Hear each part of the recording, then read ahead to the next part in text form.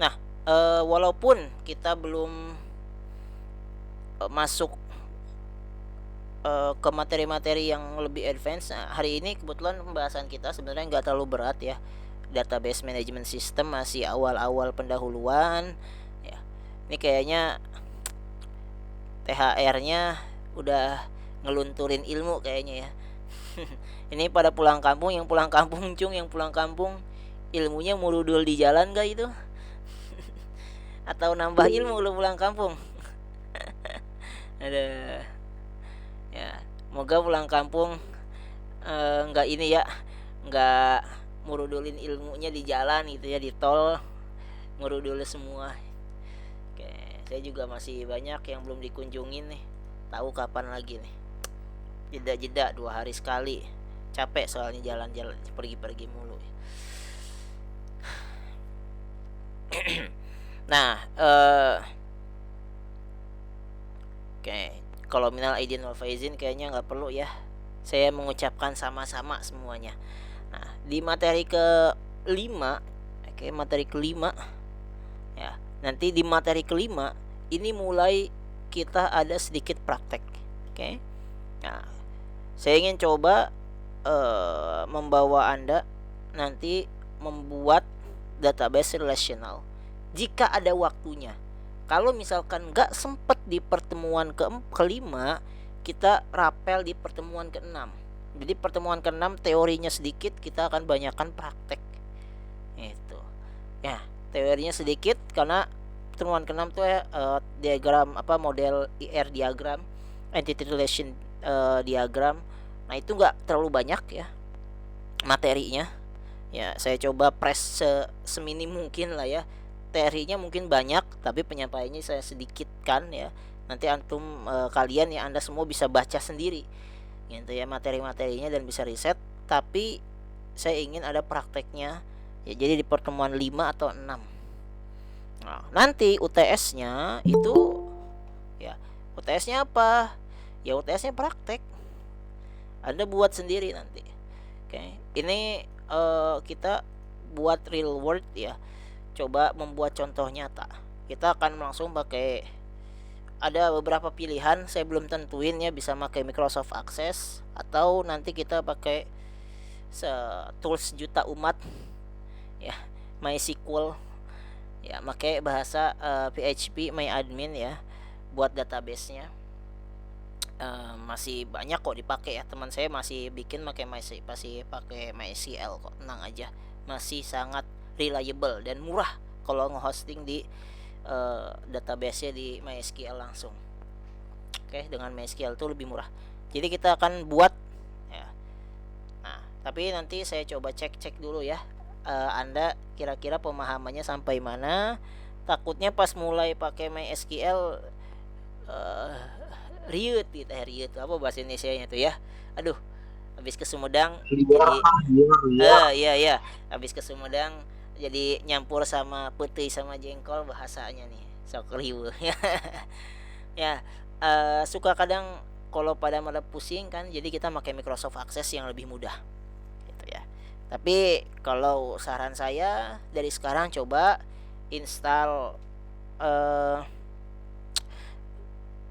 MySQL ya gitu ya. Nanti terus kalau ingin lebih simple, download SAMPP apa sih SAM itu, susah. Nah iya, SAMPP ya, buat nge-host di lokal. Sebenarnya nggak perlu juga sih nge-host di lokal, bisa langsung, tapi nggak apa ya, ya cara tradisional ya, kita pakai cara tradisional yang paling mudah dipelajari dulu, SAMPP, SAM, dan MySQL. Silahkan coba di download dulu di laptopnya ya. Atau mau coba Microsoft Access, MS Access juga bisa di download ya. Nanti akan coba saya pertimbangkan kita mau buat pakai apa ya, karena ini cuma contoh aja ya, gimana caranya Anda membuat relasi gitu, diagram relasi. Oke, karena tutorialnya banyak kok di luar ya. Nah, hari ini pembahasan kita sebenarnya kemarin kan kita itu terakhir sudah bahas tentang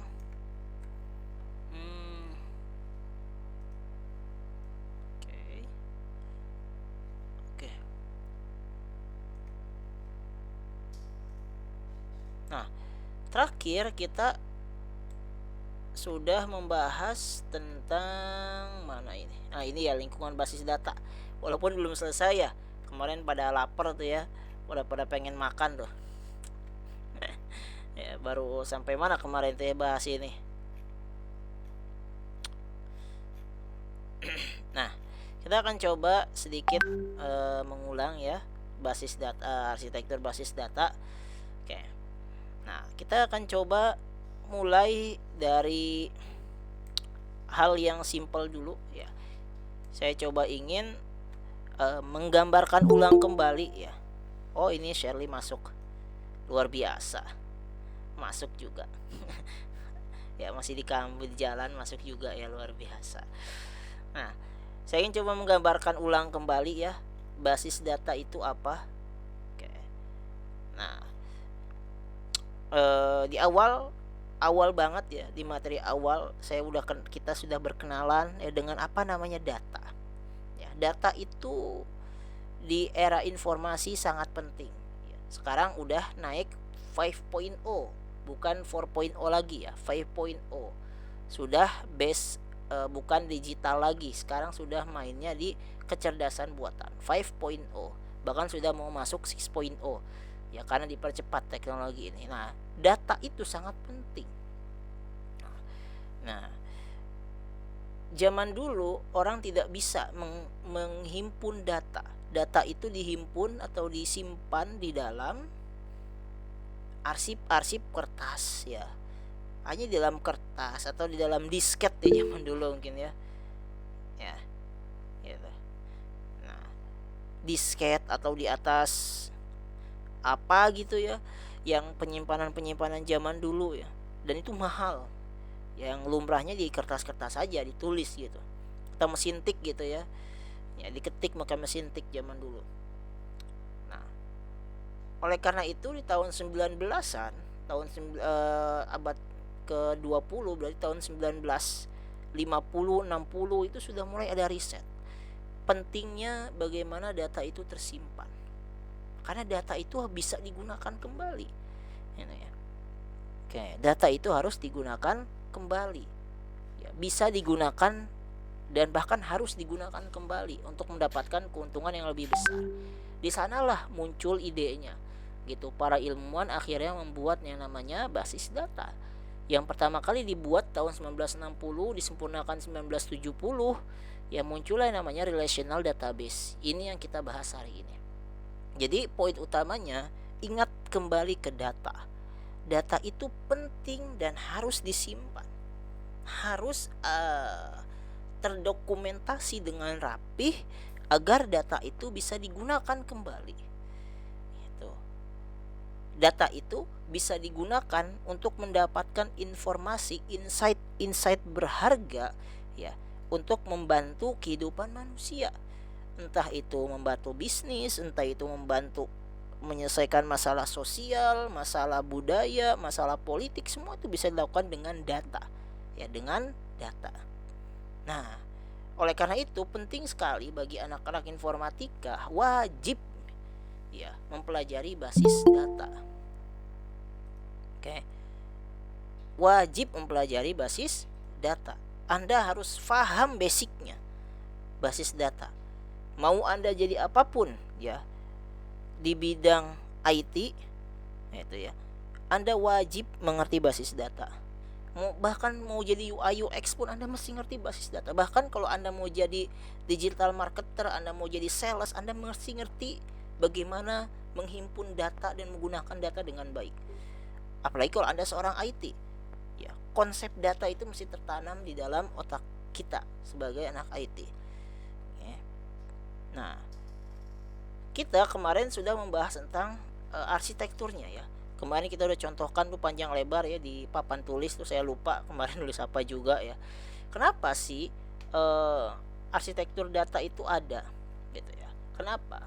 Agar semua orang bisa mengakses data yang sama. Ya, gitu. tanpa kita tahu fisiknya di mana. Ya kita nggak tahu Tokopedia nyimpan datanya di mana, tapi kita bisa akses bersama. Kita nggak tahu IRC nyimpan datanya, basis database-nya di mana. Saya juga nggak tahu. Buat apa tahu juga. Tapi saya bisa akses. Saya bisa absen. Gitu. Nah, pengguna tidak akan terpengaruh oleh perubahan tampilan atau struktur basis data yang dilakukan oleh database administrator. Nah, nanti kalau Anda bekerja di bidang IT itu pasti ada namanya pekerjaan DA, di database administrator. Orang yang mengatur akses database. Ya, siapa yang boleh dan siapa yang tidak boleh. Bukan admin ya, beda. Ini mainnya database ya. Siapa yang boleh akses dan tidak boleh akses itu nanti diatur oleh database administrator. Oke, mainnya di sana. Bahkan nanti oleh network engineer juga jaringannya bahkan bisa diatur nanti. Ya, gitu. Tapi ini hubungannya database ya. Gitu. Nah, jadi mau sedang ada update, sedang ada apa, ya struktur basis datanya tetap sama, nggak berubah. Nggak boleh berubah. Itu yang dinamakan integrity. Ya, integrity-nya itu nggak boleh berubah. Mesti sama. Mau terjadi apapun ya mesti sama. Nggak boleh berubah. Gitu. Yang terakhir, database administrator bisa mengubah struktur dan konsep basis data tanpa mengaruhi sudut pandang pengguna. Nah, gitu. Database kita strukturnya bisa dirubah nggak? Oh, banyak update-nya. Ya. Anda tahu berapa kali Gojek merubah backend-nya? Sering. Ya. Ya. Facebook merubah ya dari satu bahasa ke bahasa lain, ya. Migrasi data itu sering terjadi. Tapi apakah Anda saat akses Tokopedia atau akses Gojek terhambat? Kan enggak. Bisa beli-beli aja ya, sama, nggak berpengaruh terhadap pengguna. Itu pentingnya basis data. Database. Oke, ada arsitektur data. Oke, pertama ada tingkat internal view, external view. Kemarin kita udah bahas di sini ya. Ya, ini tingkatan, ini nanti akan pembahasan lebih lengkapnya lagi di model data. Kita akan bahas lebih lengkap lagi. Ya. Nah, hari ini kita nggak membahas secara lengkapnya tentang materi ini. Oke, tapi kita melihat sedikit aja. Pertama ada external view, ya, ada logical view atau conceptual level, ya, view level, conceptual level, dan internal level. Apa maksudnya? Oke, pertama ya ada tingkatan eksternal atau view level. Pada level ini tampilan atau perspektif individu pengguna terhadap basis data. Maksudnya apa eksternal? Yang bisa dilihat oleh si pengguna, user, oleh kita. Ya. Apa yang bisa kita lihat kalau Anda masuk login ke Tokopedia gitu ya, atau login ya Tokopedia atau Shopee ya, yang bisa kita pakai gitu. Nah, kalau Anda login ke Tokopedia ya atau ke Shopee, Anda tampilan yang Anda lihat apa? Ya username, password gitu ya. Udah itu aja dan login. Nah, tapi ya itu yang dapat dilihat oleh kita sebagai user. Kita nggak mungkin bisa lihat data dari atau database kita sendiri yang ada di Tokopedia-nya tersimpan. Yang kita lihat cuma user view-nya saja atau UI-nya saja, user interface-nya saja. Oke, setiap pengguna bisa memiliki tampilan berbeda dari basis data yang sama sesuai dengan kebutuhan dan preferensinya. Oke, nah level ini fokusnya pada apa yang dilihat oleh pengguna dan bagaimana mereka berinteraksi dengan data. Oke, nah kalau kita mau coba cek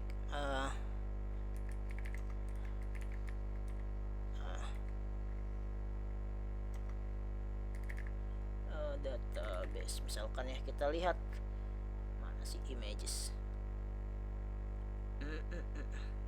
Bagaimana user itu berinteraksi dengan data ya.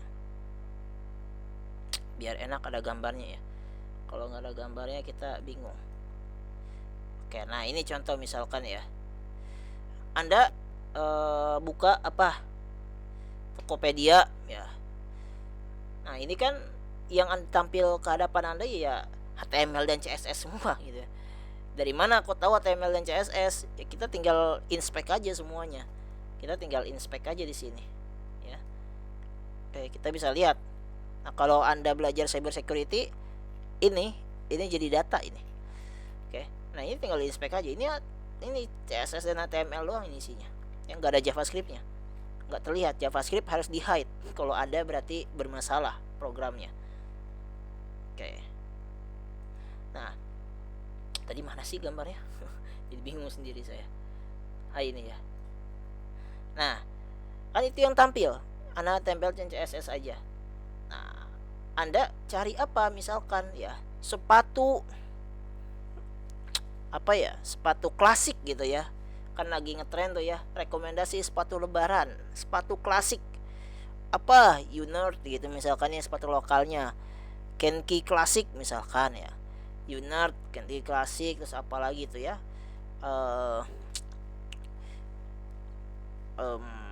Orthosite ya, yang buat walkingnya misalkan ya.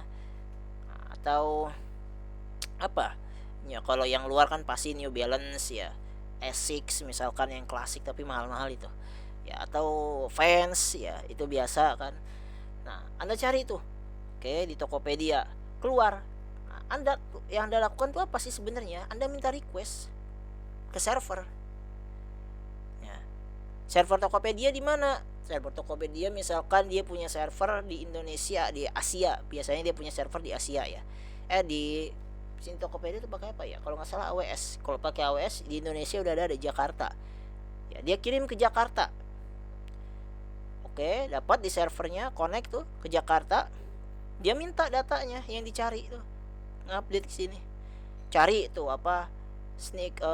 Kanki klasik misalkan yang kita cari. Set. Ya.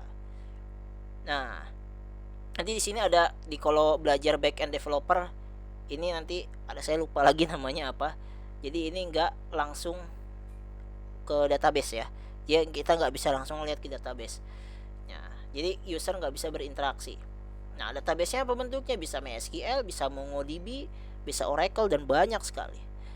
Nah, update dicari tuh, ketemu Kanki klasik, dikirim lagi ke user, masuk ke server, dikirim www, masuk lagi. Ini bahasanya apa nih, business logic ya, di sini pakai query-nya apa. Ntar kita akan belajar query-nya juga ya. Nah, kita mau akseskan pakai query gitu. Nah, nanti dipinta Kanki klasik ya, dapatlah keluar ke HP kita atau tablet kita Kanki klasik. Nah, kira-kira begini flow kalau kita berinteraksi kita menggunakan internet lah, termasuk kita menggunakan browser. Sama flow-nya seperti ini. Ya, nanti di sini tuh ada banyak konsep dan teorinya ya. Ya, terlihat sederhana tapi sangat rumit nanti di sini ya. Banyak sekali konsep-konsepnya. Oke. Nah, ini hanya mau menggambarkan saja. Oke, kita lanjut. Yang mana nih tadi? Saya bingung. Ini ya. Nah, dalam tingkatan konseptual level, ini adalah pandangan keseluruhan dari struktur basis data yang digunakan oleh database administrator. Nah, ini kalau di tempat tadi ya, ini sudah masuk akses. Si user cuma bisa akses di sini. Oke. Nah, si database administrator itu bisa akses ke sini. Oke. Bahkan bisa akses enggak. Kalau ke database bisa. Akses ke database ini hanya orang-orang tertentu ya, database administrator. Bahkan bisa akses ke backend-nya. Oke. Bisa akses ke backend dia nanti.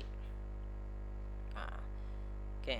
Di DBA, database administrator itu mengelola dan mendefinisikan struktur serta aturan basis data tanpa mempertimbangkan detail tampilan fisik atau eksternal ya.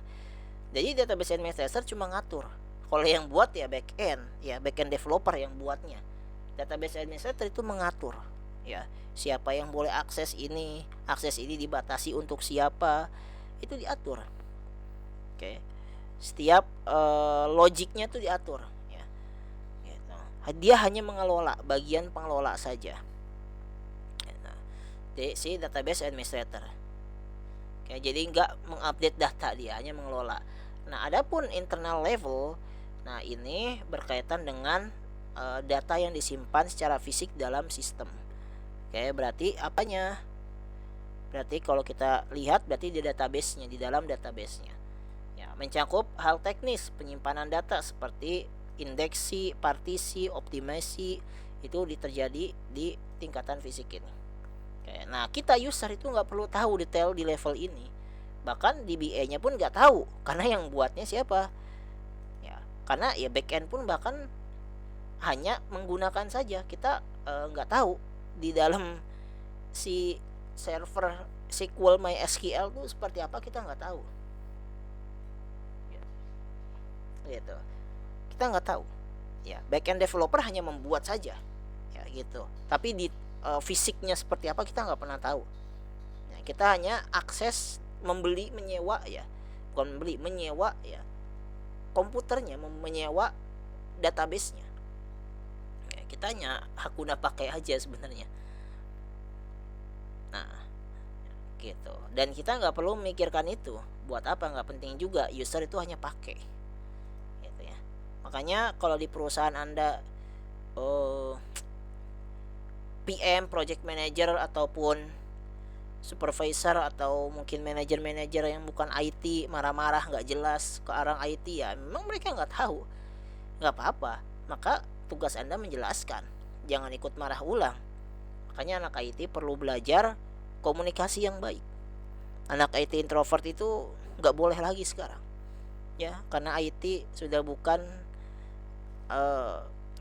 apa istilahnya itu primadona. Kalau hari ini ya, primadona sudah bukan primadona lagi ya, sudah biasa aja seperti pegawai biasa, bahkan sedang take winter ya. Jadi Anda harus punya skill lain, terutama skill komunikasi.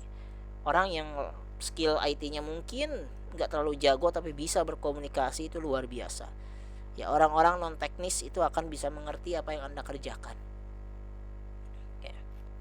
Nah, pertanyaan how to implement ya. Pertama, analisis kebutuhan dulu. Nah, ini kita percepat aja, nanti Anda bisa baca lagi. Oke, selalu ya analisis kebutuhan. Nanti kita ada UTS-nya seperti ini. Kita mulai analisis kebutuhan apa yang mau Anda buat database-nya gitu ya. Identifikasi kebutuhan preferensi pengguna, ini penting ya. Setiap Anda mesti make sure apa yang diinginkan oleh klien, apalagi kalau Anda freelancer ya. Tanya dengan detail apa yang diinginkan klien ya, seperti apa. Oke, Anda baru nanti buatkan IR diagramnya. Nah, IR diagram relasionalnya nanti Anda buatkan, kita akan belajar. Nah, buat tampilan eksternal sesuai dengan berbagai peran pengguna ya, ini disebut dengan nanti relational modelnya. Lalu selanjutnya tentukan hak akses dan batasan setiap pengguna. Oke. Nah, ini nanti ada ya. Contoh dalam sistem manajemen perpustakaan, petugas perpustakaan ada petugasnya, ada anggotanya, ada admin sistem, akan memiliki tampilan dan hak akses yang berbeda. Nanti Anda buat satu-satu itu relational diagramnya atau database-nya. Untuk petugas perpustakaan apa, untuk anggota perpustakaan apa, untuk admin sistem apa, untuk buku nanti apa. Banyak sekali misalkan ya. Untuk peminjaman, database peminjaman itu beda-beda, nanti Anda buat satu-satu dan Anda korelasikan, Anda relasiin. Nah, setelah Anda identifikasi apa yang mau Anda buat, ya selanjutnya dirancang konseptualnya, secara konsep. Nah, secara konsep dirancang. Ini kan kita udah tahu nih apa saja yang mau ditampilkan nanti. Oh, kalau tampilan UI-nya gimana, itu tugasnya front end ya. Kalau Anda mau jadi front end, Anda buat ya pakai Figma tuh ya, tampilan user experience-nya atau UI interface-nya, UI UX-nya Anda boleh buat tuh, tinggal di convert nanti ke CSS dan JavaScript, CSS dan HTML, tinggal tambahkan JavaScript-nya nanti. Selanjutnya, perancangan basis data konseptual.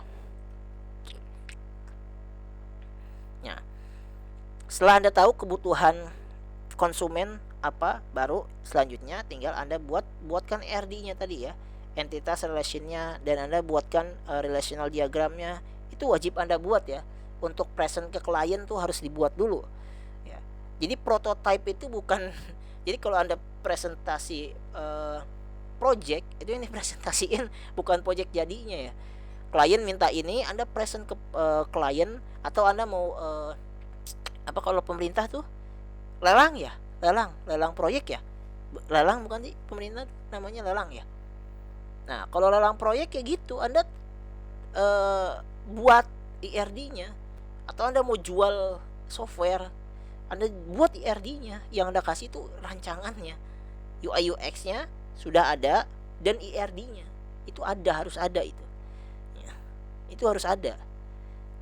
Jangan Anda buat database langsung, nggak, buat dulu IRD-nya. Karena itu yang Anda laporkan nanti ke klien. Tampilan nanti database-nya seperti ini loh Pak, bentuknya.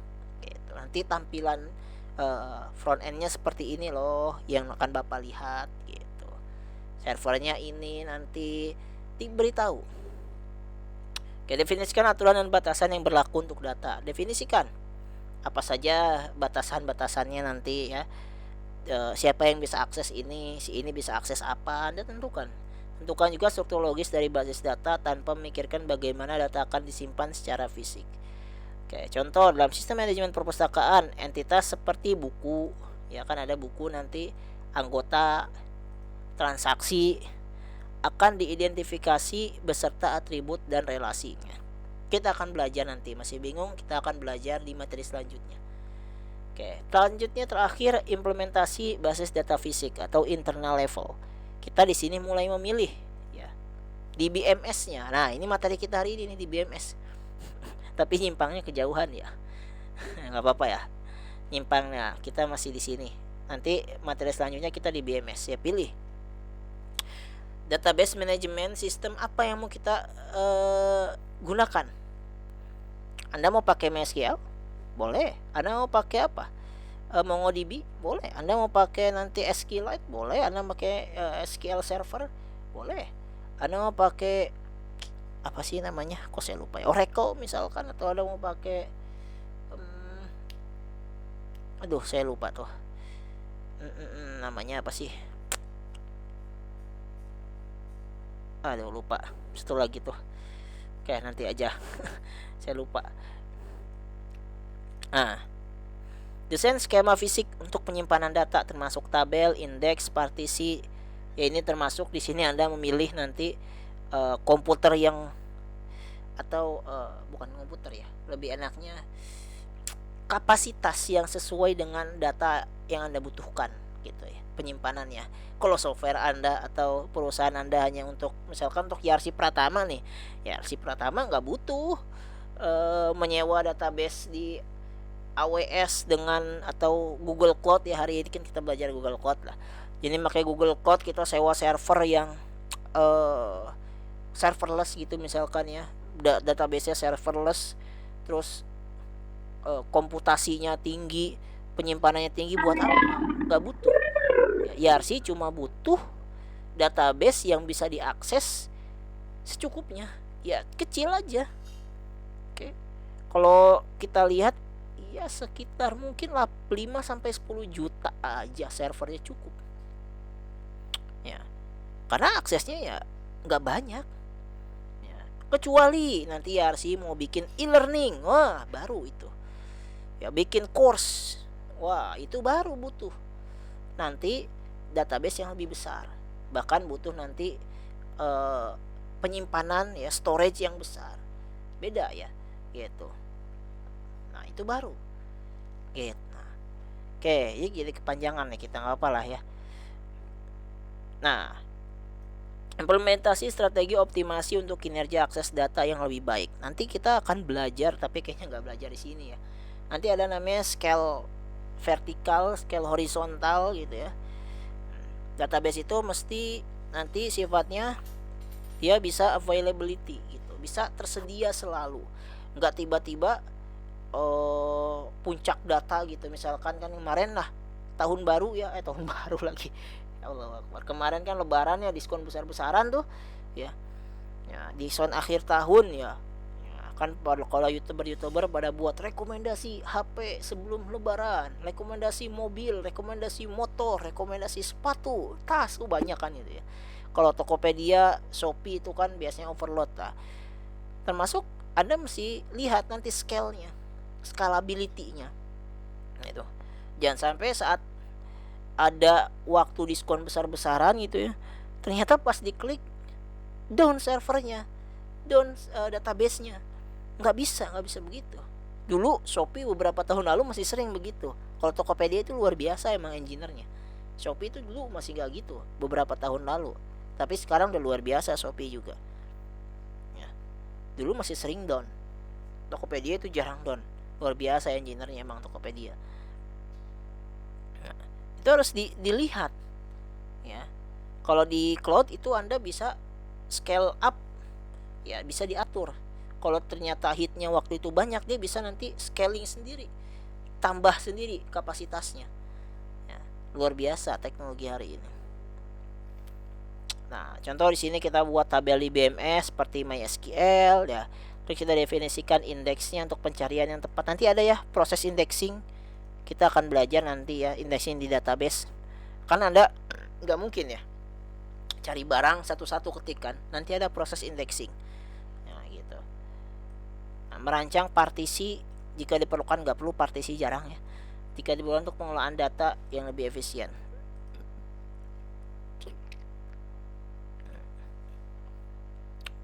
Oke, nah di sini ada data independencies.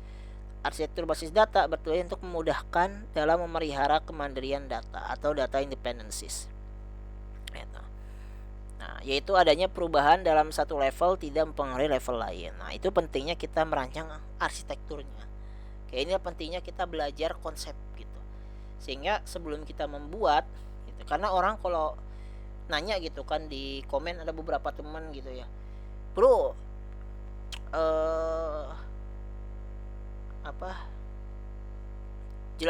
ajarin dong cara mulai belajar AI misalkan ya, atau cara mau mulai belajar database misalkan mau jadi back end atau mau jadi web developer, gimana caranya? Ikutin aja tutorial. Nggak bisa, Anda harus paham dulu konsep dasarnya, basicnya ya gitu. Karena Anda jangan jadi programmer, Anda harus jadi software engineer ya. Software engineer berarti Anda jadi orang yang menyelesaikan masalah, bukan tukang ketik-ketik kode ya, bukan tukang ketik-ketik kode. Karena kalau kita ketik kode, kita kalah sama AI. Nah, sekali lagi, selanjutnya ada jenis data independencies, ada physical data independencies, ada logical data independencies. Oke, kita nggak akan banyak bahas di sini, kita mau bahas di BMS nanti. Nah, kenapa kita butuh data independencies? Oke, pertama, prinsip data independencies diterapkan dalam pengelolaan basis data.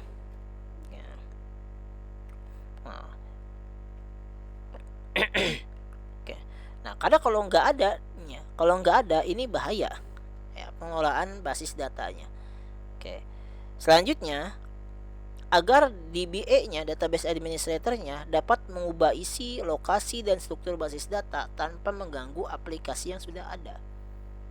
Oke. Database administrator bisa melakukan tugasnya tanpa terganggu. Nah, kalau nggak ada data independencies, ini susah gitu ya. Kemandirian data ini si DBA-nya ini kurang leluasa, bahkan mungkin tidak bisa bekerja nanti. Nah, untuk software developer apa? Agar software developer dapat memperkenalkan program baru tanpa mengganggu program yang sudah ada. Update lah istilah sekarang mah ya. Gitu ya. Kalau mau update itu orang ya, enggak mengganggu program yang sudah running. Gitu. Makanya butuh data independencies. Aplikasi yang nanti kita akan bahas saat membuat software sih, nggak bisa ya di sini sekarang. Oke, mungkin Anda ngawang-ngawang dulu sekarang lah, nggak apa-apa ya, menghayal dulu. Nah, selanjutnya memudahkan pengembangan aplikasi. Oke, ada independensiesnya, ada batasan-batasannya, ada aturan-aturannya. Oke, saat membuat program. Oke, apa implikasinya? Gitu. Fleksibilitas. Oke, kita dapat mengembangkan perubahan pada skema basis data tanpa harus menulis ulang kode aplikasi. Kita nggak perlu tulis ulang ya. Selanjutnya, memudahkan pemeliharaan. Karena perubahan dalam basis data tidak memerlukan perubahan pada aplikasi. Hanya yang dirubah basis datanya saja. sehingga pemeliharaannya itu lebih mudah. Selanjutnya, ya, karena bahaya ya kalau bermain dengan database tuh, hati-hati ya, kita nggak bisa asal-asalan tuh ya, karena nah itu nanti lah ya, mau cerita tapi nggak usah lah, nanti kepajangan nanti. Oke, karena bahaya ya kalau kehapus, wah nggak bisa balik lagi, data perusahaan hilang tuh. Hati-hati anda kalau bermain di database ya, apalagi data engineer itu ya, orang-orang jadi data engineer. Kalau anda mau menjadi data engineer, hati-hati ya menggunakan database. Skalabilitas ya, struktur basis data yang mendasarinya dapat berkembang tanpa mempengaruhi aplikasi pengembangan dan dapat mengoptimalkan basis data untuk performa dan skalabilitas secara independen. Ya, Anda tahu kan independen? Kan kalau sekarang ada istilah independent woman. Wah, gitu kan ya. Wanita yang mandiri. Nah, istilahnya gitu ya, independen. Jadi database itu terpisah. Ada data independensi datanya. Gitu. Jadi tidak mempengaruhi performa dari aplikasi yang sudah ada. Makanya perlu ada independensi data. Dapat digunakan kembali. Nanti ada kalau di pembahasan materi software, reusable software, nanti ada ya, software yang dapat digunakan kembali. Anda tahu software host?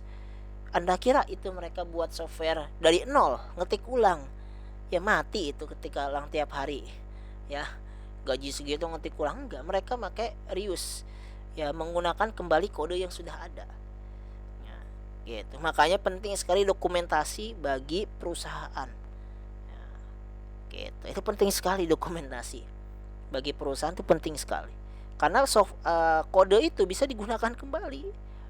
Dia tinggal ulang-ulang aja. Kenapa senior programmer itu jago? Karena dia sudah pernah mengerjakan banyak sekali proyek, dia punya dokumentasinya. Makanya kalau mau buat proyek apa-apa cepat mereka. Kalau mereka udah punya datanya, tinggal pakai aja codingnya, tinggal rubah-rubah sedikit. Basicnya sama aja, ya. Itu dia kenapa yang membedakan junior dan senior. Bukan karena mereka jago, bukan, karena mereka terbiasa dan punya datanya. Gitu. Tahu gimana cara codingnya. Mereka tinggal kopas-kopas aja yang udah ada. Nah, gitu. Selanjutnya, pemisahan tanggung jawab. Oke, pada logika dan functionality tanpa khawatir dalam pengelolaan basis datanya. Oke, selanjutnya inovasi. Bisa kita nanti membuat pengenalan teknologi baru atau pengembangan teknologi atau pengembangan fitur-fitur baru pada aplikasi kita, itu bisa lebih cepat. Oke, contohnya ini banyak contoh-contohnya.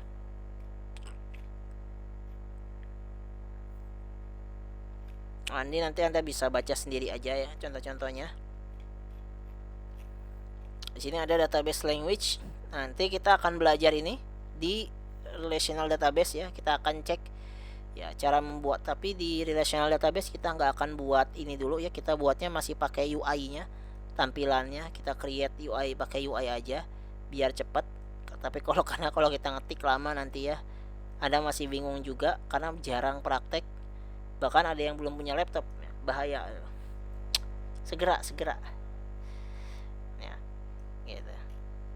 Oke, contoh ini nanti kalau Anda membuat table, kita nggak pakai UI kalau membuat table itu nanti ya. Kita ketik create table mahasiswa name integer sama key ya. Nanti kita buatnya seperti ini. Nah, hati-hati ya kalau Anda jadi data engineer, jangan sampai ketik ini drop table. Wah, marah, Anda dimarahin satu perusahaan, Anda bisa dipecat. Ya, hilang semua tuh data-data. Ya, untuk manipulation language ini biasanya untuk para data scientist, data analis ya, AI atau machine learning, ini dibutuhkan data manipulation language, tapi lebih dibutuhkan oleh data analis dan data scientist. Itu wajib banget. Oke, data control language ini biasanya orang-orang DBA, database administrator, pakai dia. Nah, ini juga data query language, ini juga digunakan oleh data analis ya untuk query. Manipulasi biasanya data engineer ya, DML pakai ini. Oke, nah ini nanti Anda silakan ya pelajari lagi. Oke, nah kita lanjut ke nggak sih? Bukan ini ya. Belum saya buka apa buku. Belum saya buka berarti. Wait, saya buka materi dulu.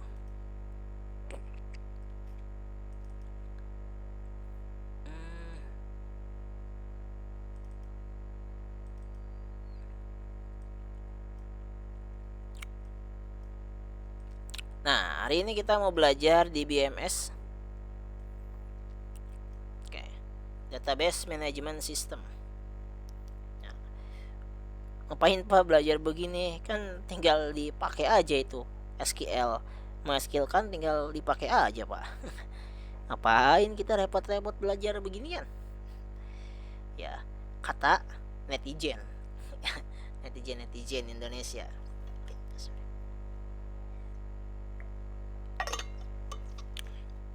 Kan di BMS sudah ada, tinggal pakai ya.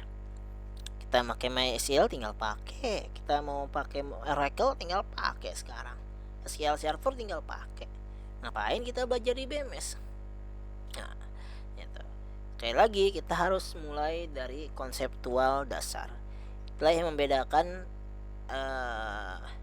S1 ya dengan D3 atau dengan SMK yang cuma RPL kan biasa ya, rekayasa perangkat lunak tuh atau TKJ gitu ya, kan sama juga belajar gini, tapi yang mereka lakukan adalah meniru kode. Nah, mereka nggak membahas dari basicnya. Nah, kita sebagai S1 ya, itu perlu memahami konsep.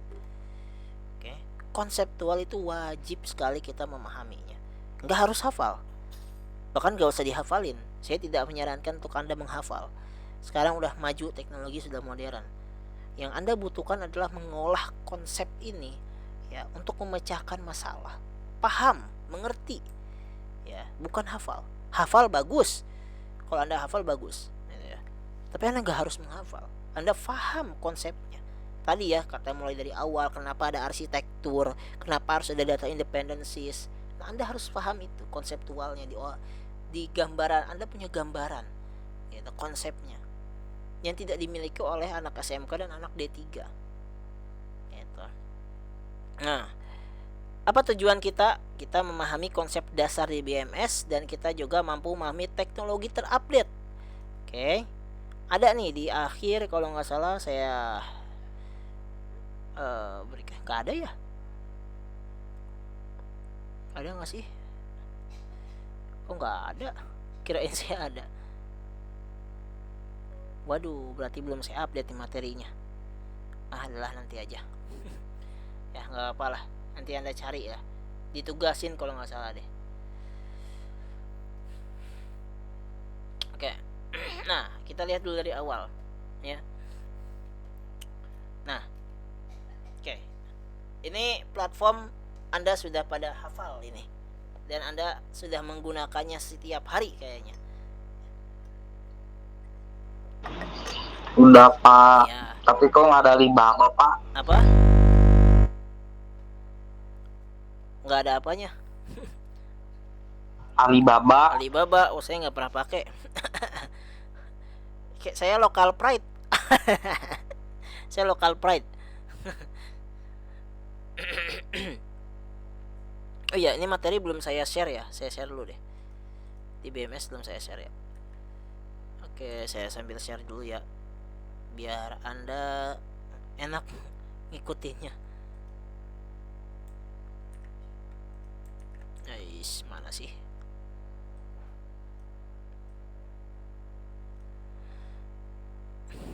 Oke. Nah.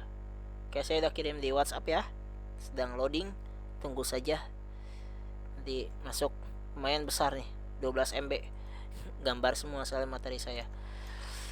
Oke. Nah, kita udah kenal ini semua ya. TikTok Shop, Tokopedia, ya satu perusahaan. Ya, Shopee sama Lazada. Nah, Lazada, ada yang masih sering pakai Lazada. Saya nggak pernah pakai Lazada. Jarang-jarang saya pakai Lazada. Blibli juga jarang saya pakai Blibli. Ya, seringnya ya Tokopedia, Shopee aja. TikTok Shop pun paling saya nggak pernah pakai. Saya nggak punya TikTok. Ya, nggak download TikTok saya. Nah, saat Anda login lalu memasukkan ke keranjang. Oke.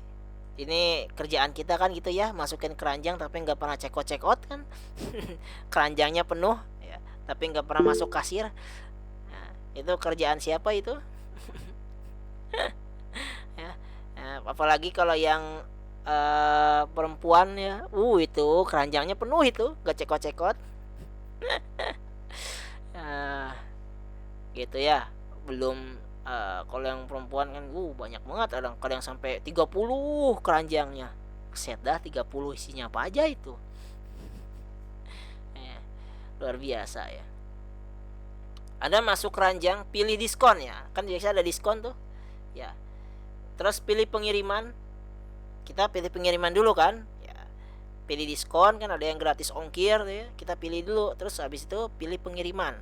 Kan di diskon biasanya ada nanti diskon gratis ongkir. Kalau Tokopedia kan gabung ya, gratis ongkir. Kalau Shopee dipisah, pengiriman gratis ongkir sama diskon itu digabung ya, potongan. Kalau Shopee kan kadang dipisah. Bisa dipisah gitu ya milihnya.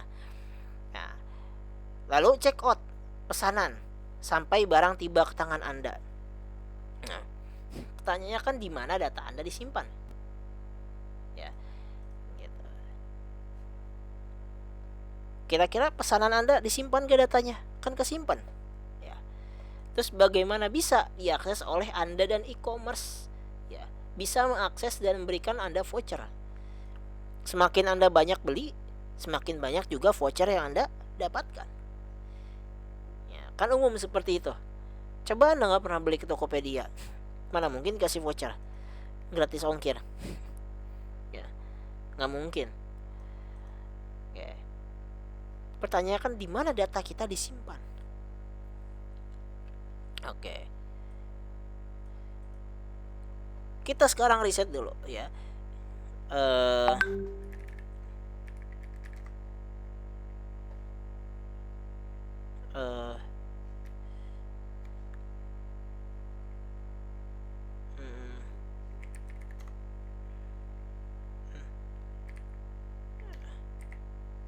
Apa di BMS?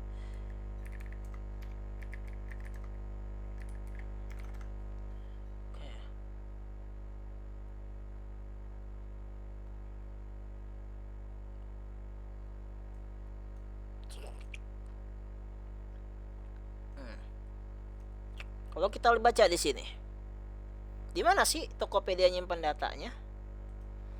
Oke, Tokopedia, ya arsitekturnya nih Felix Christian told the distributed SQL Summit ya.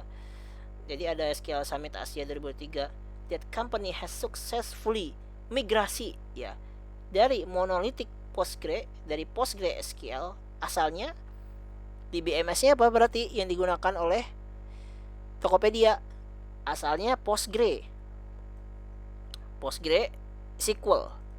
ya, database to scalable distributed database with Yuga Byte DB without impacting user experience or uptime.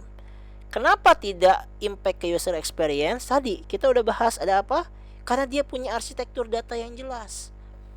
Dia juga punya data dependencies yang jelas. Gitu. Nah, jadi asalnya Tokopedia sebelumnya pakai Postgre terus migrasi. Pas migrasi kerasa nggak? Kita mah beli-beli aja kan. Ya, nggak pernah ngerasa dari dulu Tokopedia ngedown. Ternyata dia udah migrasi gitu ya ke Yuga Byte DB. Oke. Nah, kenapa? Alasannya unlimited scalability ya. Jadi bisa scale-nya itu karet lah kalau bahasa kita ya. Paling gampang biar Anda semua bisa lebih paham lah ya. Karet lah, bisa scale-nya tuh cepat ya. Terus zero downtime ya. Zero berarti ya 99,9% itu zero. 99,9 mungkin ya. Jadi nggak pernah down servernya. Down pasti, maintenance juga pasti ada, cuma servernya banyak. Jadi pengawalan servernya bagus berarti. Fault tolerance, ya, toleransinya bagus ya, nggak banyak error itu. Oke. Oke, nah itu sedikit gambaran sebelum kita masuk ke database. Nah, udah mulai ada gambaran Tokopedia nyimpen datanya di mana, ya, di Yuga Byte DB. Itu salah satu DBMS. Ya, sebelumnya Tokopedia pakai apa? PostgreSQL. Dia pakai DBMS yang namanya PostgreSQL. Postgre MySQL ini yang paling umum digunakan, yang paling banyak digunakan untuk software menengah ke bawah biasanya. Ya, untuk menengah ke bawah ini dia pakai MySQL dan juga pakai PostgreSQL. Itu untuk menengah ke bawah sangat-sangat reliable. Biasanya kalau udah high end itu pakai Oracle. Liga Inggris itu pakai Oracle. Ya, ada yang pernah nonton Liga Inggris? Ya kalau nggak langganan video minimal buka apa sih VPN ya gitu ya. Nonton bajakan yang apa sih itu, yang Arab itu komentatornya, yang ya Allah ya, gitu ya. Kalau offset tuh Masya Allah gitu ya. Pokoknya Allah semua isinya itu. Nah, jadi kita udah paham nih sedikit. Saya berikan gambaran Anda tentang bagaimana database data Anda disimpan oleh Tokopedia. Dan apa sih data di BMS yang digunakan oleh Tokopedia. Di mana data Anda disimpan? Ya, berarti dulu data Anda disimpan di Postgre. Nah, gitu. Kalau kemarin tuh waktu pemilihan presiden itu atau pemilihan serentak tuh kan pakai apa Alibaba Cloud. Itu pakai apa ya Indonesia ya? Postgre atau apa gitu ya. Saya lupa lagi tuh di mana disimpan datanya. Pokoknya di Alibaba Cloud, saya belum akses lagi. Nggak minat juga aksesnya. Oke, tapi sedikit gambaran. Nah, atau di sosial media. Nah, ini Anda pakai semua ini apa ini? Instagram. Ini apa? TikTok. Beda ya, TikTok Shop sama TikTok media sosial beda ya. Kita harus bedain dulu nih. Nah, walaupun sebenarnya nggak boleh sih. Cuma baru TikTok ya yang dia social commerce disebutnya TikTok itu ya. Dia sosial media tapi e-commerce juga. Makanya TikTok tuh di-ban di beberapa negara di Eropa tuh karena dia social commerce. Karena sosial media di mana-mana itu nggak boleh jualan dia. Sosial media itu nggak boleh jualan. Sosial media peraturannya cuma bisa ngiklan. Dan cuma TikTok masuk ke Indonesia dengan membeli Tokopedia bisa jualan sambil dengan sosial media. Makanya ketar-ketir tuh Shopee. Ya. Lazada, Blibli. Ya, Bukalapak udah bangkrut, Bukalapak mau udah bangkrutnya lama dari dulu.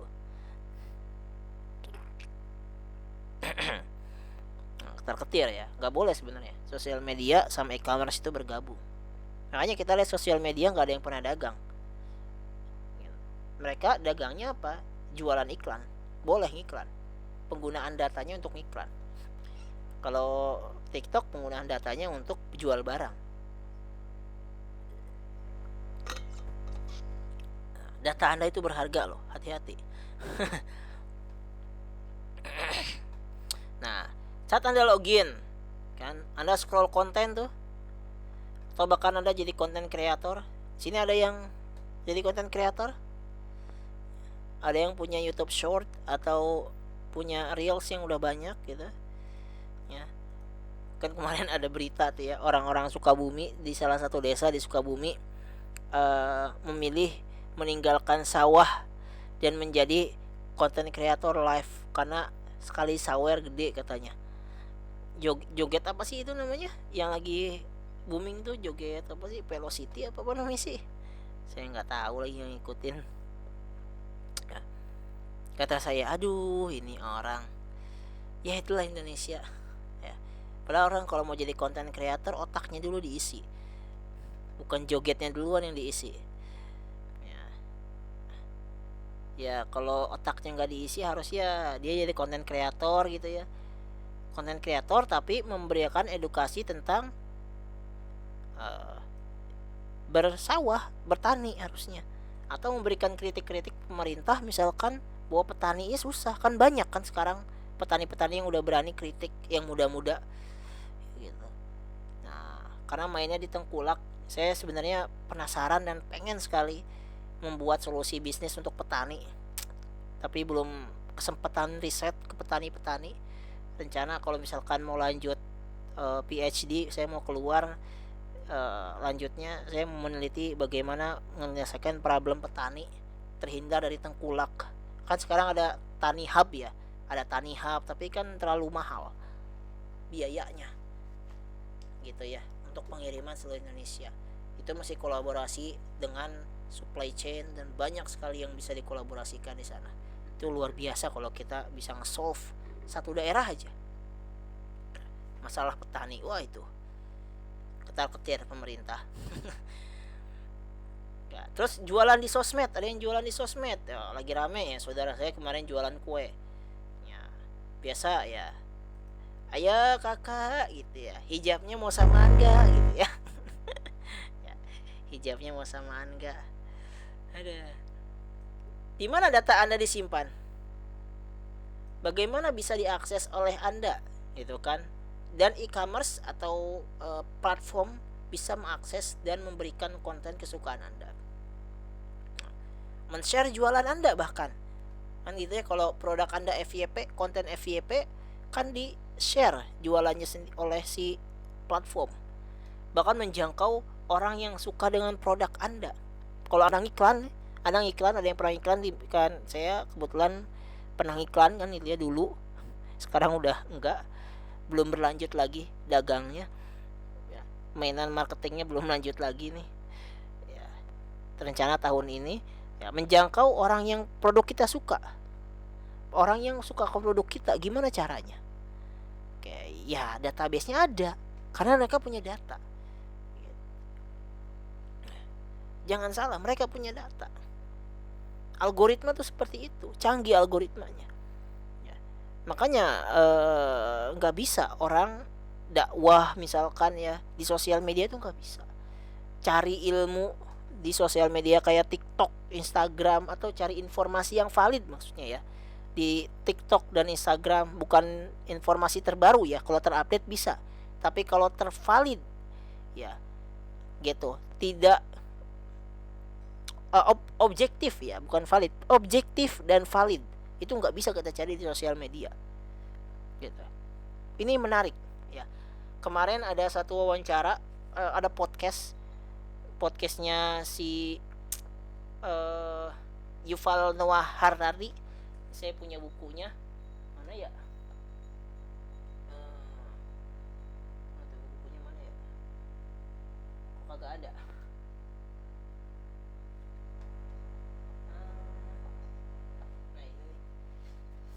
Si Yuval Noah Harari ya, penulis buku Sejarah Dunia yang Disembunyikan, bestseller, internasional bestseller ya, Yuval Noah Harari. Kalau anda punya uang, saya sarankan anda beli buku ini, keren. Dia orang sejarawan Israel sih ya, tapi yang kita butuhkan kan ilmunya. Saya nggak peduli dia dari Israel ini, saya peduli ilmunya. Dia bilang ya, data is garbage di podcastnya. Data itu sampah ya, karena data yang valid but kebenaran ya itu mahal. Kebenaran itu mahal. Data itu murah tapi kebenaran itu mahal, kata dia gitu. Kalau kita mau mendapatkan satu hasil riset yang pasti, itu kita membutuhkan waktu, membutuhkan uang, juga membutuhkan tenaga ya untuk mendapatkan data yang benar. Tapi data yang ada di sosial media, yang ada di internet, yang ada di artikel di blog, itu kata beliau itu sampah. tidak berguna. Ada 3, saya simpan videonya, saya lupa apa aja ya, pokoknya ada 3. Nanti Anda silahkan cari-cari aja videonya Yuval Noah Harari ya. Oke. Nah, sampah data-data ini. Nah, karena kalau Anda di sosial media, contoh Anda pecinta atau Anda suka dengan kucing ya, misalkan ya. Ya udah, Anda akan ditampilkan kucing terus. Anda suka konten anjing misalkan ya, kan kadang lucu-lucu ya kontennya apa gitu, Anda akan ditampilkan terus. Atau Anda suka yang joget-joget ya, yang tampil yang joget-joget terus. Nah, itu pasti seperti itu. Dan informasi di sosial media itu sampah, karena untuk mendapatkan kebenaran dari informasi itu mahal. Anda butuh uang. Ya, Anda kalau coba nanti cari nama Instagram namanya Oyusep, mungkin Anda pernah follow ya, seorang dia praktisi data scientist ya. Dia kan sering melakukan eksperimen dan dia share konten penelitiannya di sosial media dengan bentuk yang menarik. Oyusep ya, kalau Anda bisa cari-cari aja di Instagram. Itu dia sekali menganalisa data, misalkan menganalisis banjir kemarin ya gitu ya, itu dia, atau sentimen analis, itu dia untuk mendapatkan data dari X ya, dari X ya, atau dari YouTube atau dari TikTok, itu dia harus akses premium, beli datanya, mahal loh beli data itu ya. Beli untuk bisa akses 10.000 data itu beli. Kalau yang free cuma bisa akses 1.000 data. Kalau mau akses biasa sampai 10.000 itu mesti beli ya, 10.000, bahkan di atas 10.000 itu nanti ada lagi aksesnya. Berapa puluh ribu itu beli datanya. Jangan salah, beli, mahal data itu ya. Data-data Anda di X itu mahal. Oke. Tapi data-data ini X itu sampah semua ya, gitu. Untuk mencari kebenarannya itu mesti diolah. Dia beli datanya, dia lakukan pengolahan, dia lakukan sentimen analis, dia lakukan visualisasi, sehingga akhirnya mendapatkan kesimpulan apa yang harus bisa dilakukan oleh pemerintah. Luar biasa. Itu waktunya lama, itu ngerjain gitu bisa beberapa hari itu, dan mengeluarkan duit yang banyak, gak sedikit itu. Saya tahu itu ya, karena dia pengusaha kan, punya duit, yang apa-apa lah. Kalau kita makan ngenes lah ya. Lumayan ya, berapa ratus juta itu, berapa juta dia sekali ngeluarin buat satu konten doang itu di Instagram, buat ngambil datanya doang itu.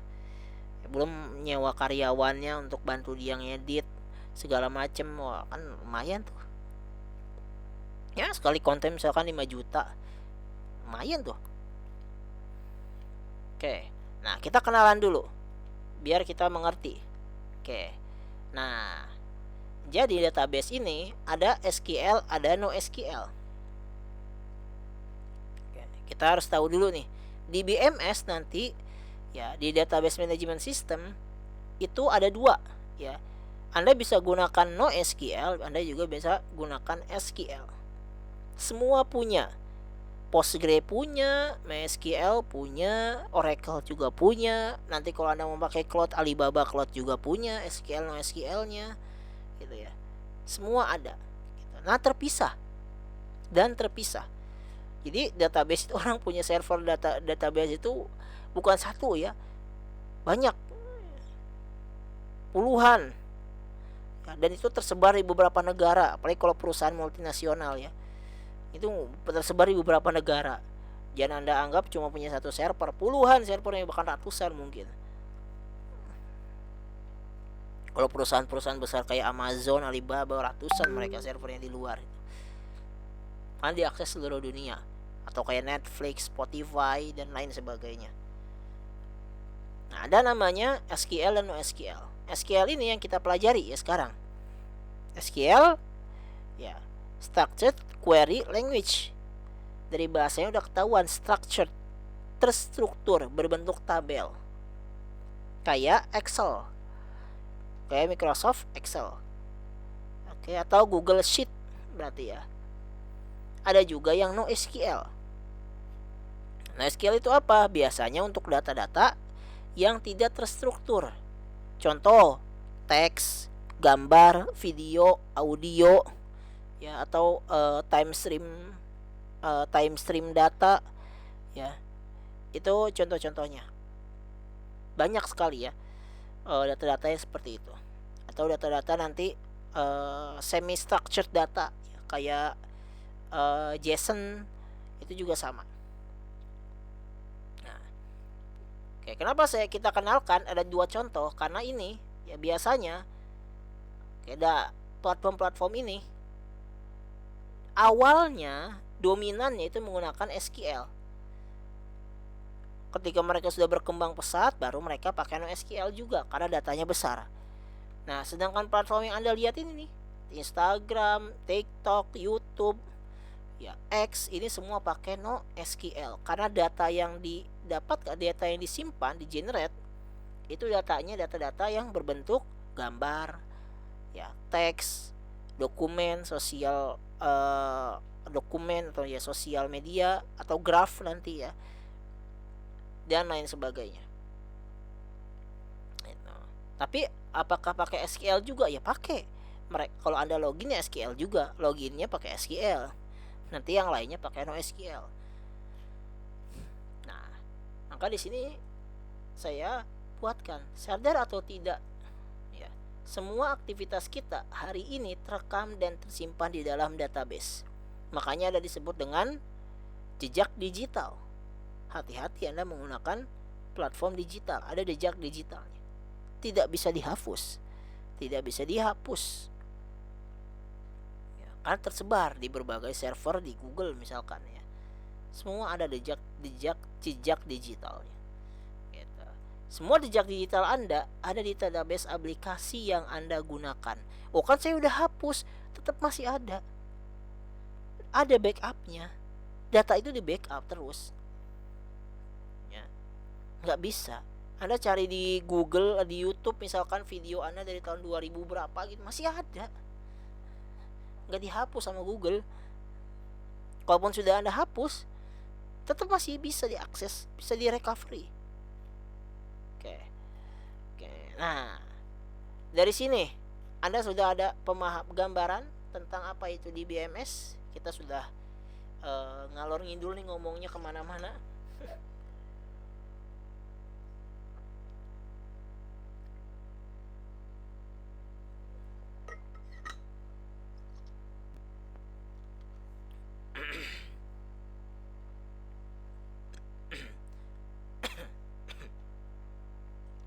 Kalau ada yang ditanyakan, silakan tanyakan dulu ya. Oke. Kalau masih belum paham, dicerna dulu ya.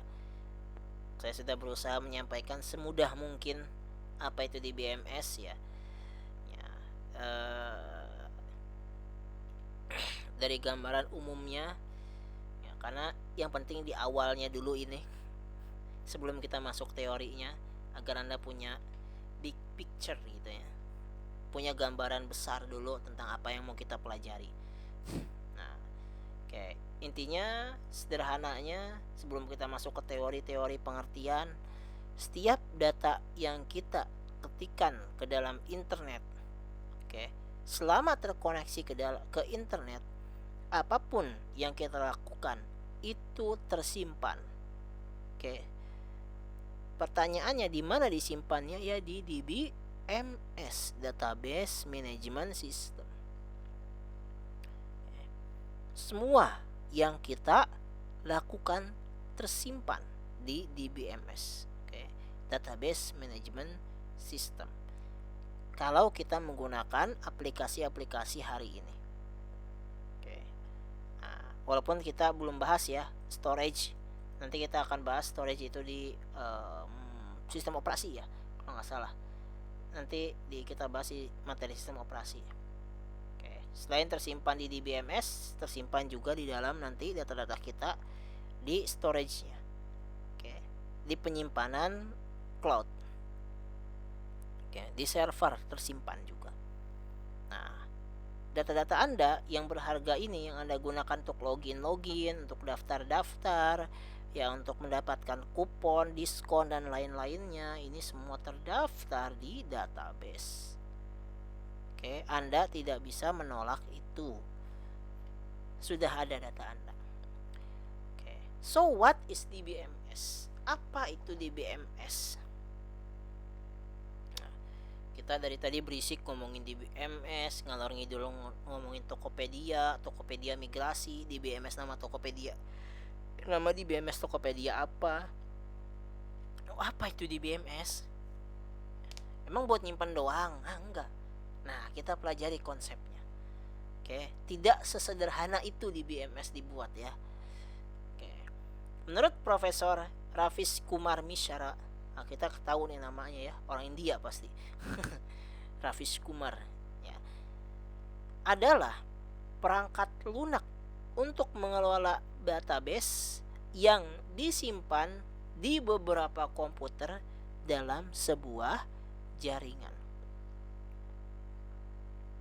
Oke. Jadi apa itu sebenarnya basis data atau DBMS? DBMS adalah software yang ada di dalam beberapa komputer. Di banyak, bukan berapa, bahkan banyak komputer. Kalau kita lihat server itu, wow, komputer semua isinya. Ya. Dan komputer itu banyak, bukan 1-2. Di beberapa komputer dalam sebuah jaringan.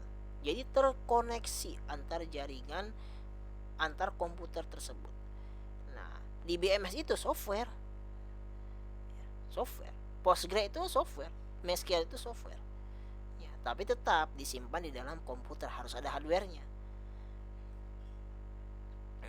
Adapun database yang terdistribusi adalah sekumpulan database yang disimpan di beberapa komputer. Oke, kalau tadi perangkat lunaknya, softwarenya di DBMS itu software. Nah, sekarang database terdistribusi itu apa? Ya, gitu. Adalah database yang disimpan di beberapa komputer. Data kita disimpan di beberapa komputer yang biasanya muncul pada aplikasi satu database. Tujuannya agar database dapat diakses secara bersamaan. Jadi data kita itu tidak tersimpan di dalam satu komputer. Ya, enggak. Itu sistem, ya, software. Agar data kita tetap bisa diakses secara bersamaan. Nah, itulah yang disebut dengan DBMS.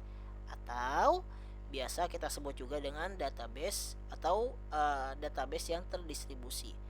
Gitu. Database kita tidak ditempatkan dalam satu tempat. Nah, kita lanjut sedikit.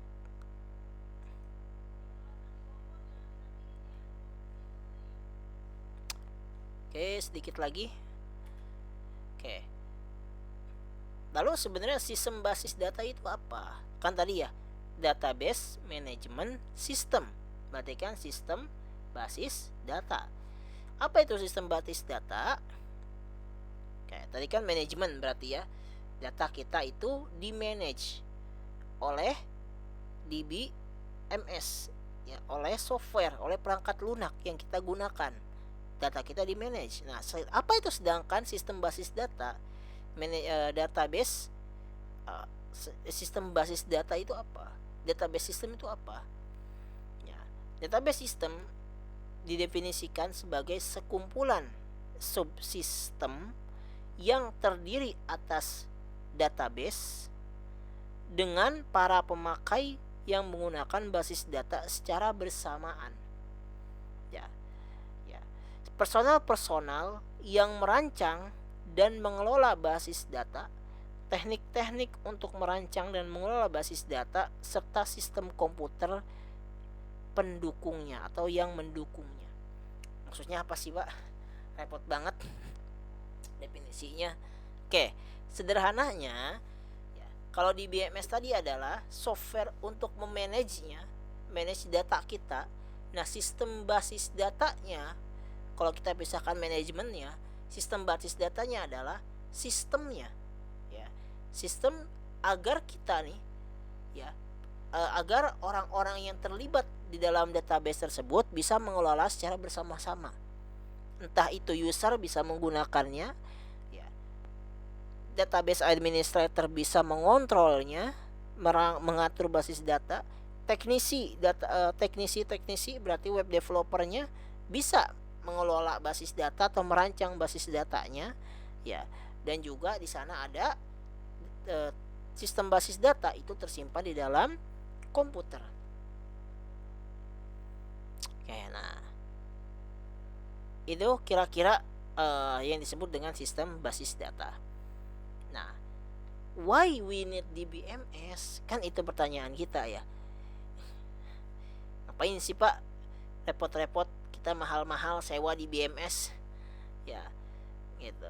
Emang buat apa sih? Kenapa nggak saya simpan data saya di komputer pribadi saya aja? Atau kita bikin server sendiri? Kan bisa. Nah, oke. Kita lihat dulu. Pertama, data organization and data management. Ini materi terakhir kita. Nanti untuk selanjutnya kita lanjutkan di pertemuan offline nanti ya. Udah jam 8 lebih, nanti kita lanjutkan lagi. Pertama, data organization dan management. Oke, organisasi data dan manajemen data. Oke. Nah, kalau Anda menyimpan di DBMS, ya, Anda cukup merancang dengan sebaik mungkin, menerapkan menerapkan konsep security yang baik. Nanti, ya, database Anda sudah di-manage, diorganisir, oke, oleh DBMS-nya, oleh penyedia DBMS-nya. Anda misalkan pakai Postgre, ya nanti di-manage data Anda oleh PostgreSQL. Anda nggak perlu nanti pusingin lagi security komputernya, jaringannya, downtime-nya, fault tolerance-nya. Ya, itu Anda nggak perlu pikirin lagi. Anda cukup pakai, ya, sesuaikan dengan kebutuhan yang Anda butuhkan, gitu. Terus Anda terapkan sistem security yang baik. Ya udah tinggalin, nanti sisanya ya database management sistemnya biar mereka yang urus. Anda nggak perlu urus. Tugas Anda hanya membuat aplikasi dengan sebaik mungkin, merancang dengan seproper dan seaman mungkin, udah. Kalau Anda pakai komputer sendiri atau Anda buat server sendiri, Anda harus mengorganisasi data sendiri. Anda harus memanage data Anda sendiri. Repot loh. Ya. Bayangkan data Anda masuk tiap hari ya, yang klik misalkan 1000 orang tiap hari, repot. Ya, selanjutnya data security dan privacy. Kalau Anda menyewa di BMS, ya, mereka itu punya peraturan mereka sendiri. Mereka punya, bukan peraturan, apa sih disebutnya tuh? Punya, bukan rules, legal, aturan mereka sendiri gitu ya. Jadi saat data Anda sudah tersimpan di sana, maka data Anda aman. Privacy Anda akan terlindungi. Ya, oke. Selain Anda harus ini ya, menerapkan keamanan. Kalau di cloud itu, nah, kan kita belajar cloud ya. Ada in the cloud, ada off the cloud. Gitu ya. Nah, yang sudah disimpan di dalam cloud atau di dalam DBMS-nya itu pasti akan aman, terjaga keamanannya. Gitu. Tetapi ya masalahnya adalah Andanya yang harus mengerti konsep keamanannya. Ya, jangan sampai salah memberikan hak akses, salah memberikan malah memberikan ya hak akses ataupun bocor data atau passwordnya karena kesalahan Anda gitu kan, sebagai pengguna, sebagai database administrator misalkan. Itu salah Anda gitu, atau Anda tidak menerapkan security, contohnya Anda tidak pakai hashing misalkan, atau tidak Anda encrypt datanya di awal, atau proses pembuatan backendnya banyak bocornya datanya, itu kan salah Anda sendiri. Tapi saat data itu sudah masuk ke dalam cloud di BMS ya, contoh sudah disimpan ya, Anda sudah sewa misalkan MySQL, Anda sudah sewa Postgre misalkan, ya sudah, datanya sudah tersimpan dan aman. Data di dalam situ aman. Beda kalau Anda simpan data di komputer sendiri, ya pasti nggak aman lah. Ya, pasti nggak aman. Kalau di BMS pasti aman. Privacy Anda terjaga, security, keamanan data Anda juga terjaga. Selanjutnya data integrity dan konsistensi. Oke. Nah, data yang yang ada di dalam database di BMS itu pasti konsisten dan tidak akan pernah berubah selama Anda tidak merubahnya. Nah, jadi nggak mungkin tiba-tiba berubah, kehapus sendiri, nggak mungkin. Tiba-tiba down hilang datanya, nggak bisa. Ya, nggak boleh di BMS kayak gitu. Makanya tadi downtime dan fault tolerance. Fault tolerance itu artinya tidak boleh ada kerusakan. Nggak boleh sampai hilang data Anda, nggak bisa. Ya, itu peraturan di BMS seperti itu. Harus fault tolerance. Oke, makanya iklan-iklan kayak Niaga Hoster gitu ya, itu pasti ada iklannya nanti. Iklannya downtime-nya singkat misalkan ya, anti downtime ya, servernya terus CS-nya aktif 24 jam gitu kan, biasa ya kalau kita beli hosting itu gitu. Ya kenapa? Ya semakin besar penyedia layanannya, ya maka semakin besar juga ya kemungkinan untuk downtime-nya berkurang, atau semakin kecil downtime-nya dan fault tolerance-nya semakin kecil gitu. Nah, itulah yang dibutuhkan oleh DBMS. Yang kita butuhkan sebagai developer, kenapa kita butuh DBMS? Oke, ini kayaknya kepanjangan. Kita bisa lanjutkan nanti pekan berikutnya. Selanjutnya, concurrent data access atau akses data bersamaan.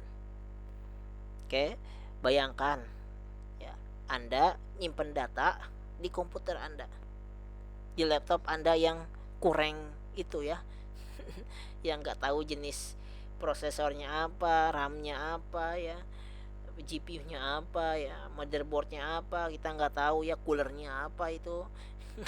Ya, terus power supply-nya kita juga nggak tahu apa. Ya, yang saya nggak tahu kan punya Anda apa. Kalau punya saya sih ya lumayan lah ya, nggak jelek-jelek amat. Nah, Anda akses bersamaan. Ya. Software Anda diakses oleh 1.000 orang. Ya, gitu. Dalam beberapa detik. Bayangkan. Ya, itu seberapa ngelotnya komputer Anda itu ya. Bisa ngehang komputer Anda. Kalau Anda nyewa di BMS, ya tadi mereka scalability-nya bagus. Bisa nge-scale otomatis, bahkan scalingnya. Ya, ada yang manual, ada yang otomatis. Kalau cloud itu udah pasti bisa automate scale. Scale-nya bisa otomatis. Kalau di hit misalkan 1 juta orang dalam 1 jam misalkan, iya bakal ngegede sendiri. Nanti tagihannya bertambah. Tapi saat hitnya sudah turun lagi nanti database-nya mengecil lagi, otomatis. Ya, komputer Anda bisa nggak begitu? Nggak bisa.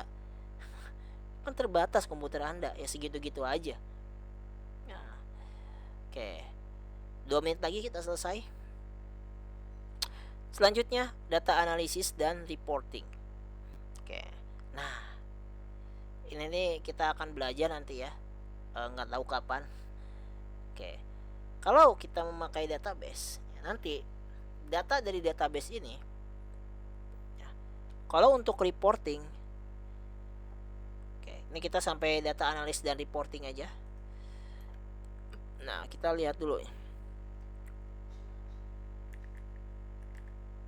OLTP dan OLAP. Oke. Nah, saya contohkan dulu.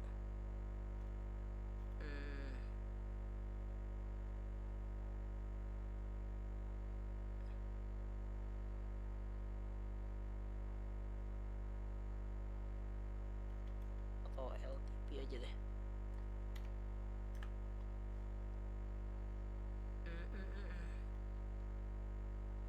Mana ya?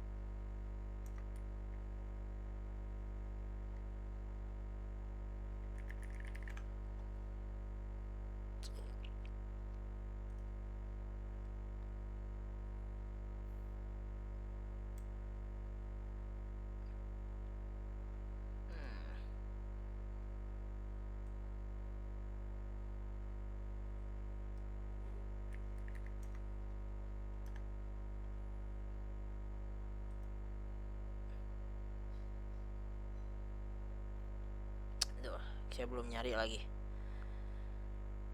Nah, oke, sederhananya kita tadi belum ketemu lagi. Ada data analis dan reporting.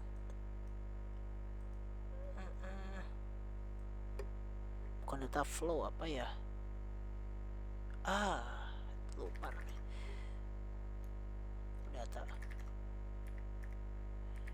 Data pipeline.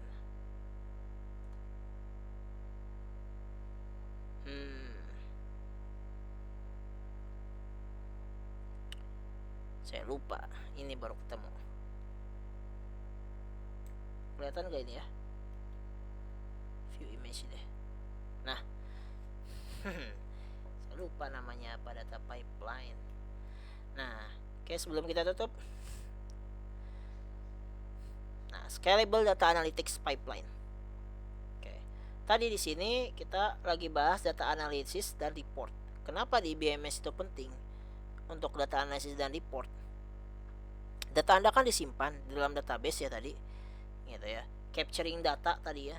Dari mana, misalkan dari cloud, dari IoT atau dari misalkan tadi ya dari server, atau ini dari data migrasi tadi ya, dari SaaS, dari software, atau dari cloud ya. Nah, ini di database tadi kan tadi ada 3 tuh ya, ada user, server, ada database. Nah, kalau untuk analytics ini sambungannya lagi nih. Setelah database, ini diapain data yang ada di database? Ya, ini kan masuk data nih banyak. Nah, data itu diproses. Nah, setelah diproses, di store, disimpan. Jadi data yang ada di database, data Anda yang ada di database Tokopedia tadi, ya, itu diproses lagi. Panjang prosesnya nih. Setelah diproses, di store, disimpan. Di sini diproses ada yang namanya ETL dan ELT. Oke, kita nggak bahas itu nanti. Di store, setelah itu data Anda disimpan di mana? Di data warehouse. Ya. Data warehouse. Data warehouse ini atau langsung bisa pakai BigQuery nanti ya dianalisis. Nah, baru di data warehouse ini data Anda bisa dianalisa. Panjang perjalanan data itu bisa menghasilkan keputusan yang valid. Ya, tadi kebenaran ya. Gitu. Analisa yang valid. Makanya tadi kenapa saya berani bilang bahwa data di internet dan sosial media itu sampah, karena untuk mendapat kebenaran data atau data yang valid, ya, data yang bisa menjadi keputusan itu mahal dan butuh waktu. Lihat prosesnya aja panjang begini. Ya, sampai bisa digunakan nih oleh orang nih, ini kan gambar orang nih, use untuk analytics. Ya. Oh, ternyata kita harus beli saham atau kita harus mengembangkan produk A. Misalkan ya, Indomie misalkan. Oh, Indomie kayaknya ini harus produk Indomie apa sih yang sama kerja sama Korea tuh apa sih? Korean apa gitu? Indomie Korean apa, saya nggak ngerti itu. Ini harus ditambah nih berarti produknya karena laku keras. Gimana bisa tahu laku kerasnya? Dari proses data yang panjang ini. Ya. Sampai bisa digunakan oleh stakeholder nih, orang-orang petinggi-petinggi. Oke, kita produksi Indomie kita tambah ya. Atau Indomie goreng ya. Itu kita nambahkan. Oh, ternyata nih Indomie rendang nih sekarang kurang laku, kita turunkan produksinya. Bisa seperti itu ya, sampai seperti itu, dan itu panjang. Dan itu bisa dilakukan, analytics dan reporting ini bisa dilakukan kalau Anda punya yang namanya DBMS. Anda taruh data Anda di DBMS ya. Baru setelah itu biasa di DBMS itu menyediakan satu paket dia nanti dengan analitik dan reportnya juga gitu. Nah, kalau pakai cloud itu kan satu paket ya, Anda bisa pakai semuanya tuh. Tapi biasanya orang pisah-pisah nih, pakai yang murah yang mana nih ya, biasanya pisah-pisah. Oke, itu saja pertemuan kita hari ini. Insyaallah pekan depan ya kita akan masuk offline ya. Kalau misalkan pada sempat, kita nanti cek waktunya, cek ombak nanti ya, biasa antara Sabtu atau Minggu, nanti saya kabarkan lagi. biasa kita lakukan vote lagi kapan mau kita offline.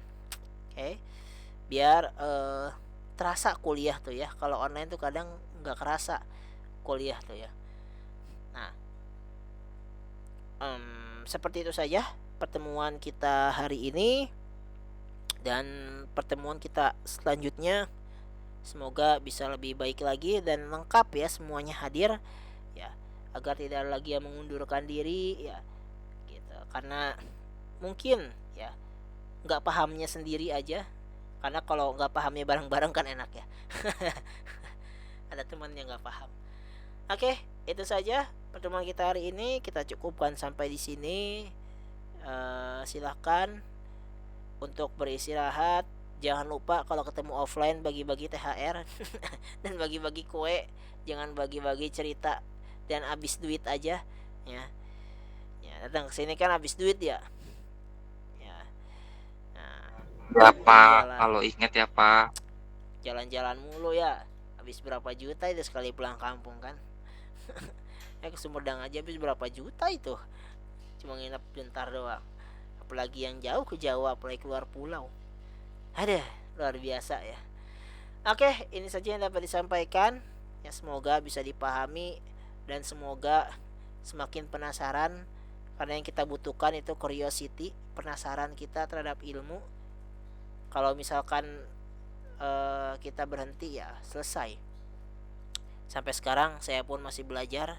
Ya, saya masih merasa tertinggal dengan teknologi hari ini yang sangat cepat perkembangannya. Ya, luar biasa. Kadang saya sampai nggak bisa ngikutin. Ini buset, udah ada lagi yang baru, luar biasa. Ya, saya juga masih belajar, terus belajar. Ya, karena itu yang bisa kita lakukan untuk menyekat gap ketertinggalan kita dengan negara-negara yang maju ya, agar kita bisa lebih baik lagi. Kan saya sekarang lagi belajar cara belajar. Saya kemarin beli buku ini, learning how to learn. Learning how to learn ini bagus ya, untuk saya biar saya bisa belajar lebih baik, dan Anda juga nanti saya akan coba terapkan bagaimana cara mengajar yang lebih baik ya. Kita semua belajar ya, saya belajar, Anda juga belajar. Saya belajar menyampaikan yang lebih baik, Anda juga belajar menyerap lebih baik ya. Kita semua belajar, terus belajar ya. Oke, karena belajar itu dari sampai liang lahat kita tetap belajar. Oke, itu saja. Semoga tidak merasa bosan dan kita akan lanjut di pertemuan yang akan datang ya. Kita tutup saja.